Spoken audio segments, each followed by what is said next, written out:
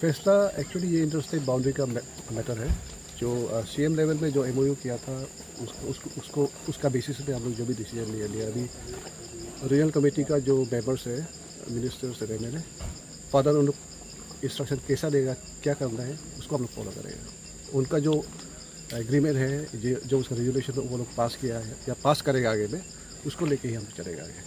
तो आप लोग के हिसाब में अभी रास्ता कंस्ट्रक्शन बन रहेगा? अभी फिलहाल दोनों एमएलए का ऑर्डर को रुक लेता है क्या बोलता है टिल देन इसको थोड़ा स्टॉप करके वैसे ठीक है। That is my request to all the people. आप लोग का सर डिमांड क्या है, मतलब ये रोड के लिए डिमांड क्या है आप लोग का? हम लोग का डिमांड ऐसा है पब्लिक जानना चाहते हैं मतलब हाँ। क्योंकि ये डेवलप का काम है। हाँ ये डेवलपमेंट का काम है और ये रोड को हम लोग ही यूज़ करेंगे ज़्यादा। हाँ बट अभी गवर्नमेंट लेवल में ये डिमार्केशन कंप्लीट होना है सबसे पहले। आफ्टर दैट आसाम करो अरुणाचल करो जो भी करो नो इशूज़ बट बाउंड्री जो है डिमार्केशन है वो कंप्लीट होना है सबसे पहले उसके बाद वी कैन प्रोसीड है सर क्योंकि यहाँ का जो बीओपी के में 1972 बीओपी से कोई इशू नहीं है। हाँ यहाँ से काम तो स्टार्ट हुआ है तो BOP ये से डेवलपमेंट हमारा काम तो कोई होना issue चाहिए था। बीओपी ऑलरेडी एमओयू में साइन हो चुका है हाँ। रिपोर्ट करेगा करके इसमें कोई इशू नहीं है बीओपी का।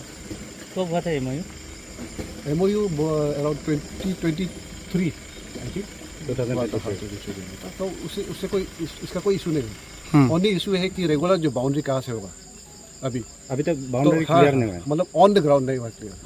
ग्राउंड में क्लियर नहीं हुआ ग्राउंड में नहीं गया अभी तक हम लोग जाके नहीं देखा है क्योंकि लास्ट टाइम जून में गोगामुख में एक मीटिंग हुआ था जहाँ पे बोला कि 2 मंथ्स के अंदर में हम लोग को बाउंड्री क्लियर करना है लेकिन वो नहीं हो सका है अभी तक तो उसके लिए रुक रहा है बस। तो आप लोग के हिसाब से ये एरिया में आप लोग का अरुणाचल का बाउंड्री कहाँ है? हाँ इसमें हमारा क्लेम है टिल वो स्कूल जो है ना स्कूल तक क्लेम है। कौन सा स्कूल?